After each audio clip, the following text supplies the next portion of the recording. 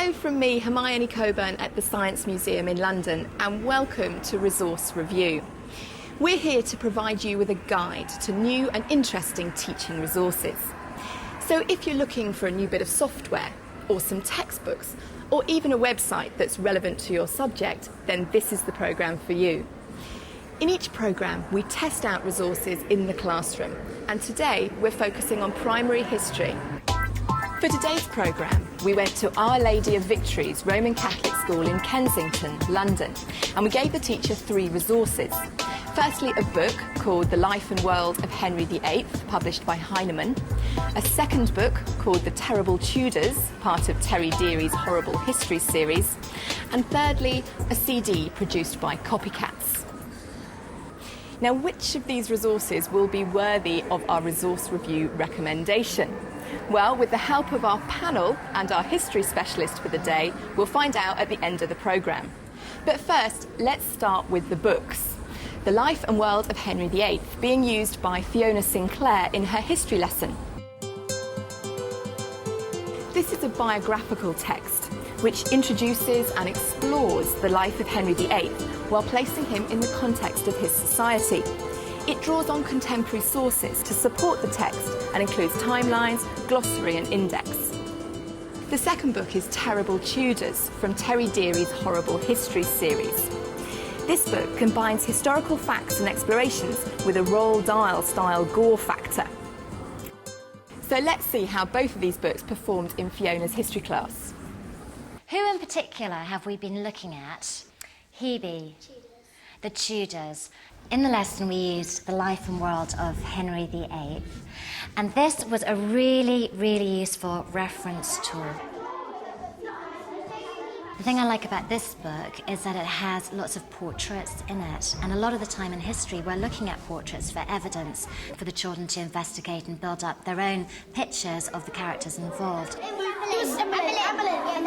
I also thought the fact that they've got a timeline at the back was ever so useful. My favourite is this because it tells you the timeline and it tells you when was Henry VIII born, when it was the War of Roses.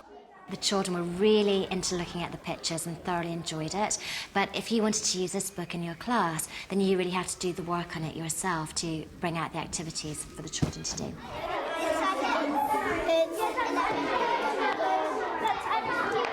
We used Terry Deary's The Terrible Tudors in this lesson, and the children just loved it. Look, it says, Margaret Harker, I found you guilty of witchcraft. You shall be taken from here to a place of execution. There you shall hang by the neck until you are dead. And there was a really, really useful chart in there with a key which shows exactly what happened to each wife, and we used that. However, I don't think there was an awful lot more about the wives as such in this book, but I think it's going to be an absolute gem when it comes to doing crime and punishment, Tudor medicine, and how people lived in Tudor times.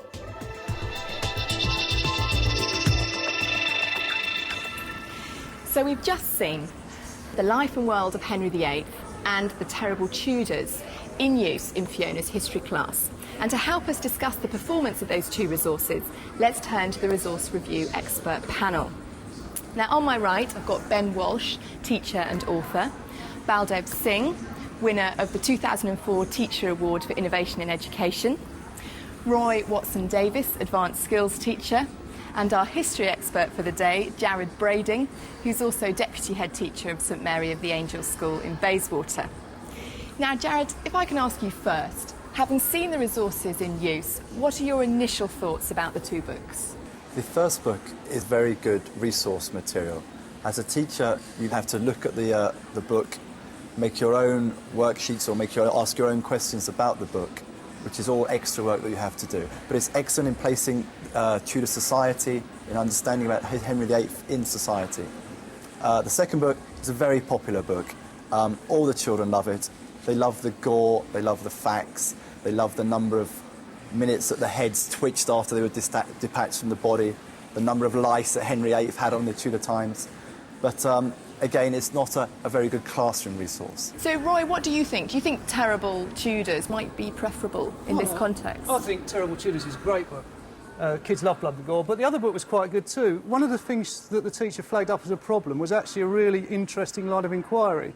And actually didn't need any more work. Why are there no portraits of two of the queens? See, primary school kids, I guess, think teachers know everything and think that history is kind of there. And actually to start with a book that doesn't have pictures you'd expect to have in it is actually quite an interesting line of inquiry. So you think the pictures aren't there and you have to explore why? Yeah, you have to look at survival of records in history. Kids kind of assume that we know everything, and we certainly don't. But with the Terrible Tudors as the kind of contrast, the two things work quite well, because the Terrible Tudors have cartoons of the two queens in, and then the kids can start looking at, well, are these cartoons right? Why aren't these cartoons in the other book? You know, and that kind of line of inquiry is very, very useful for little kids growing up trying to find their way through history. Ben and Baldev, how do you rate using books of that type overall in history classes? I mean, I think what was interesting was the use of a timeline in there. And that was just a wonderful way of actually exploring a book, and having the glossary and the timeline at the back, I think was a very powerful way to explore that book. So I think it's a fantastic resource, and to have that in a book, I think certainly makes learning very enjoyable, and as one of the students talked about there. I thought what comes across is the way that the two resources actually complement each other. All of the material in Terry Deary's book is correct, but it's also carefully selected to increase the ooh-ah factor. The second book, I think, was very interesting in the way that it complemented the first, in that although the teacher made a very valid point that there isn't a sort of an inquiry process in the book. Yes, no questions. That's right. I actually think in some ways it clearly wasn't designed for that purpose. It was designed to be a reference and to be a supporting resource within a wider framework. In some ways, I think the Terry Deary book provided that framework of a curious interpretation, leaving some gaps maybe, leaving some holes, which this more kind of respectable book was able to fill in. Well, I'm really delighted about how positive our panel have been about both our resources, and it seems to me that Terrible Tudors could be in the running for a resource review recommendation. But before we do any final recommending, let's go back to Our Lady of Victory School and see the third resource in action. That's the CD-ROM from Copycat. Copycats produce CDs of worksheets, fact sheets and images for a variety of subjects and topic areas. Their CD on the Tudors covers the discovery, invention, treason and divorce of the Tudor age. Let's see how Fiona got on with the Copycats resource. I will give you some little cards like this. In this lesson, we use the Copycat CD-ROM, which is a really useful resource which is full of worksheets.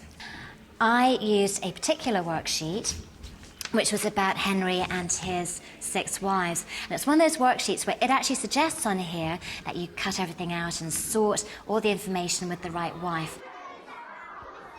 Children really enjoyed doing it, and I think it's a really useful thing to do. So if you're looking for a lesson or you're just looking for an idea, then I would definitely look through this to get some good ideas and then make your lesson plan from it.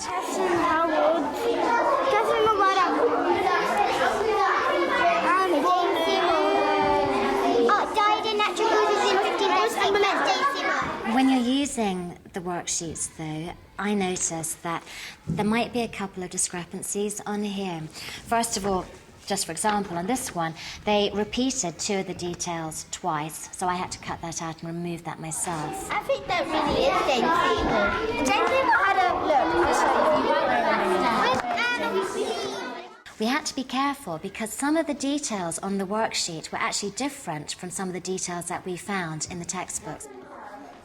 I just got confused there because it said 1536. No, that was a tricky one, wasn't it? But you worked it out. Well done. No, that's Jane Seymour. That's our piece. She's so ugly.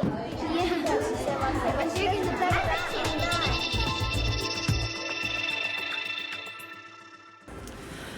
So that was the Copycats CD in action. Jared, having seen that second part of the lesson, what are your thoughts? The Copycat CD is a very, very useful tool for the very busy primary school teacher. It's got instant photocopy resources at your fingertips. You can access it in your lunch break, knock up a half an hour lesson. It's very good to fill in the gaps that perhaps the other books leave out.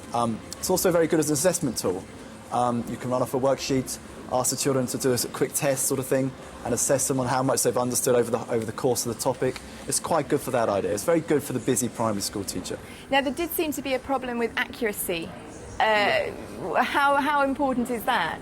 Does that confuse your students? However, as I'm sure Roy would say, that would lead to a very interesting area where the children could go and discover what the correct date should be, and at least its own sort of historical inquiry. I think that if there is a deliberate mistake and it is put there and alerted to the teacher that there is a mistake, and that's the fun activity. To be fair, from the film, we just saw discrepancies between resources. But there were also... Surely that's a history skill, though. The kids will have 3 books in front of them, and these 2 say this and this says this. Good history, those 2 must be right, let's check it. And I mean, it's not spoon-feeding like, I'm the teacher, I tell you the right date. I mean, I think the CD actually is very valuable, as Jared said, also from a time point of view. A busy teacher wants, to have an activity which will actually bring that topic alive. So just before our final recommendation, there's a chance for Jared to give us a resource review roundup of alternative resources for primary history. Yeah. One of the best things I found lately is the teacher's guide produced by the Hampton Court Palace.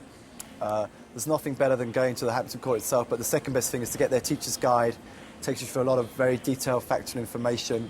There's activities there that you can do. It's also a very good way of planning your trip. I know it's very London-centred, but you can come there for the day and have a fantastic day at Hampton Court Palace. And their teacher's guide is very, very useful background information on the Tudors. Okay. Secondly, there's a very good website called www.brims.co.uk. They have a good section on the Tudors, very interactive section on Henry VIII and his 6 wives. You can watch them being beheaded live on screen, and again, have some useful activities. And there's a good book list at the end for teachers to look at and perhaps take it one stage further. The final one was it's produced by Zigzag. It's called The Tudors. Zigzag The Tudors, produced by Logotron and the BBC. It's an interactive programme that gives you a chance to experience Tudor life, put you in a Tudor village, and it's quite a nice resource, that one. Okay. Well, details of all the resources that we talk about on the programme can be found on our website, which I'll give you at the end. But now it's the moment you've all been waiting for. We're going to give you our resource review recommendation based on the 3 resources that we tried out in the classroom. And to recap, they were the 2 books. Firstly, The Life and World of Henry VIII. Secondly, Terrible Tudors by Terry Deary. And thirdly, the CD from Copycats. So, Jared, our history expert, I'm going to put you on the spot. What is your verdict? I'm going to go for the Copycat CD, simply because in the primary school today, time is of an essence sometimes. We need to pick up a resource, use it quickly, deliver the lesson fast, and that's the ideal for that's the situation. So the resource review recommendation for primary history is the CD from Copycats. Now, details of all today's products can be found on our website, and that's teachers.tv/resource review. Or if you've got a query, you can email us at resourcereview@teachers.tv. So that's all from me and our expert panel. Until next time, goodbye.